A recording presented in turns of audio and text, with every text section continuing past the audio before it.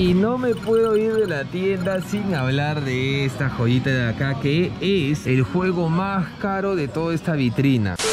Hola a todos, chicos, ¿cómo están? Bienvenidos a un nuevo video. Estoy entre pasillos y pasillos, hermano.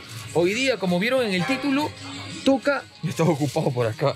Toca el video de los más caros de la Nintendo DS. Los juegos de DS pueden ser los más baratos que he podido ver en las tiendas. Por ejemplo, miren este. Está 200 yenes. El de Mario Basketball está 200 yenes. El de Tiger Woods 200 yenes. Todos $2, hermano. Y estamos en una cadena grande donde tendría que haber muchísimo más variedad. Así que esa búsqueda va a estar un poquito complicada. Así que avancemos de una vez. Y si tenemos que hablar de los más caros de cualquier consola, obviamente que un lugar necesario para visitar es el Super Potato. No solamente porque puede ser que los precios estén muy inflados, sino porque de por sí tienen muy buena selección. Así que vamos a ver qué encontramos. Este ascensor es de diminuto, hermano. Miren, ahí está. Ya acabó. Creo que es para 2 personas nada más. Máximo 3. Y ya estamos dentro, y la verdad que aquí en el Super Potato abundan juegos de Neo Geo, de Game Boy Advance también, que ya se viene una segunda parte, ya que la primera parte enseñé los más caros que hay por mi zona. Y muchos en los comentarios dijeron que la mayoría era barato. Después de la Famicom, de la primera Nintendo, de la Super Nintendo, pero de Nintendo DS, la verdad es que hay muy, pero muy poco. Es más, no cuenta con una vitrina como tal. Solamente los podemos ver de esta manera, así expuestos, no tan protegidos tampoco. Aquí tenemos al Civilization Revolution a $20. La verdad, no es que su precio sea tan elevado, ya saben, construcción, estrategia. Nunca lo he jugado particularmente. Los que sí, dejen en comentarios qué tal está. Y acá ya son como Treasury Box, presentaciones especiales. Tenemos ese Treasury Box de Zelda. Acá dice que es el Hyrule Horus Tassel. Pero es el Warrior Legends, ¿no es cierto? ¿O estoy mal? Me lo dejan ahí. Creo que sí, es el Zelda Warrior Legends, ¿no? De la 3DS. Está $60, un poquito menos. Podría ser interesante para un video dedicado a comprar esa Treasury Box y darnos la sorpresa que viene dentro. Pero después de eso, poca cosa. Me sorprende que tal vez en el Super Potato no haya juegos tan caros de la Nintendo DS. Y en otras tiendas sí. Hasta de la PSP hay juegos más caros, que ya se va a venir el especial de la PSP. Hermanitos, esta búsqueda de los más caros de la Nintendo DS es súper complicada. Estoy pasando por todos los estantes de esta tienda principal y nada, hay de Game Boy Advance, hay de Game Boy Color, Game Boy normal, Nintendo, Super Nintendo y todo. Pero acá donde tendría que estar un poquito lo de DS, ¿no? No, se pasa de Advance a GameCube. DS, ¿dónde está, hermano? No hay. Así que definitivamente no va a haber una segunda parte de esta búsqueda, la verdad. De las otras sí, en PlayStation puede haber hasta 5 partes, pero siempre lo haremos en 2. Así que en este video veremos la más cara sí o sí. Y seguimos en la búsqueda de los juegos más caros de la DS. Y esta vitrina de acá, miren esta belleza.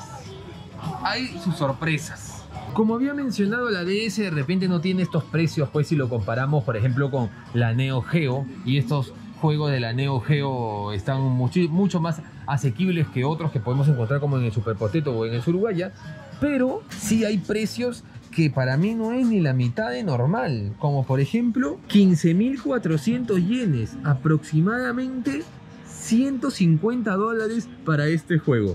Bayo Ninaru, es decir, conviértete en una bruja. Es un juego que, a decir verdad, nunca llegué a terminar. No por ganas, sino por tiempo, pero se centra en la traviesa Vicky, que quiere ser una brujita, pero de aquellas, de aquellas. Lamentablemente solo las niñas de papi, las millonetas, las niñas con dinero pueden ir a la escuela de brujas, así que a Vicky no le queda otra opción que, con ayuda de una chica misteriosa, resolver acertijos para así poder desbloquear algunos poderes y ayudar a una ciudad que tal vez no tiene mucha fe en ella. Y normalmente muchas consolas tienen un título, el título, que es más caro que otros normalmente, y la DS también tiene el suyo. ¿Saben cuál es? Pues me refiero a la serie Metal Max. En este caso tenemos el Metal Max Reloaded a unos $80. ¿No les hace parecido? ¿No les recuerda algo el tipo de letra? Ahora les cuento, pero no es el más caro, ¿no?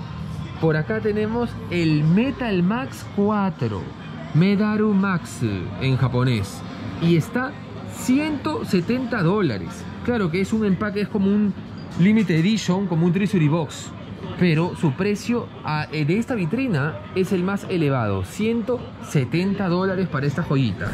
Metal Max. Recuerdo la primera vez que lo vi hace unos 10 años aproximadamente. Pensé que era algún tipo de Metal Slug más animado, pero no tiene absolutamente nada que ver. Es un juego de rol por turnos, que es muy pero muy querido en Japón.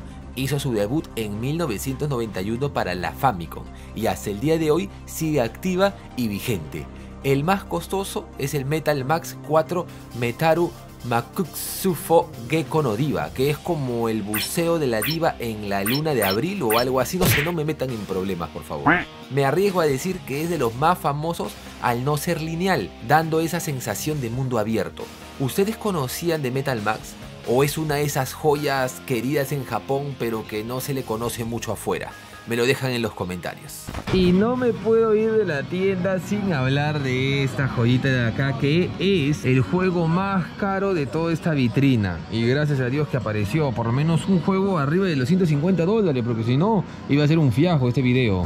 La joya de esta vitrina, en mi opinión por supuesto, y me refiero al Akumayo Dorakura Ubawareta Kokuin, o como ustedes lo conocen, el Castlevania Order of Ecclesia. Poco que hablar de ese título. Es el tercer juego de la saga para la Nintendo DS y considerado por muchos como el mejor juego de la portátil de Nintendo. A mí en lo particular, lo que me atrapó es la terrible banda sonora, hermanos. Muchos conocen su historia, pero tengo que decir que la música a cargo de Michiru Yamane, que también hizo, ojo, la música de Castlevania Symphony of the Night, tanto la de PlayStation como la de Sega Saturn, el Area of Sorrow o el juego de rol Suikoden 3 y 4.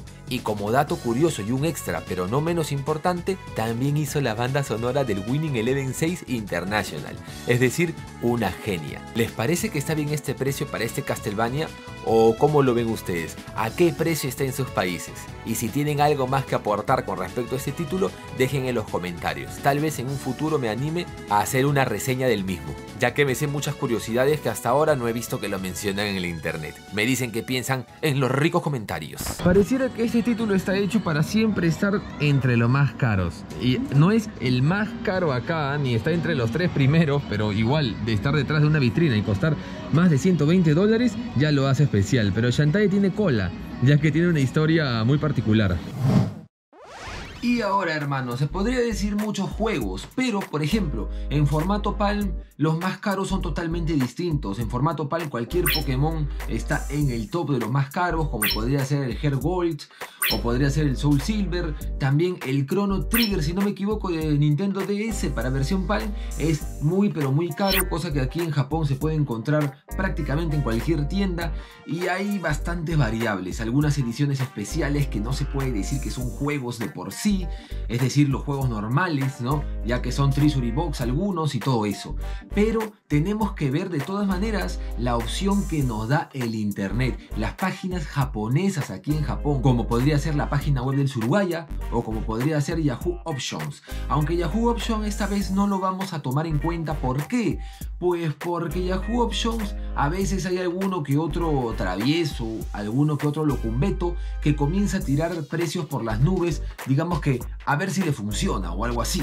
Entonces también existe esa opción de que comienzan a vender cantidad, entonces no se centran en un solo producto. En donde sí se centran en un solo producto es en la página web del Surugaya, así que vamos a ver cuál es el más caro, o bueno, el segundo puesto. Empecemos por ahí. La traviesa Himawari es la protagonista de Koropata, que es un juego de puzzles que tienes que ir resolviendo para poder llevar sus ricos rábanos al vecindario. Para mí es un juego cumplidor y llevadero que puede llegar hasta ser entretenido y que algunos traviesos necesitan solución para alguno de esos puzzles. Yo no, claro. Y bueno, por alguna razón ha escalado tanto en precio que se le puede considerar una de las más costosas de este sistema.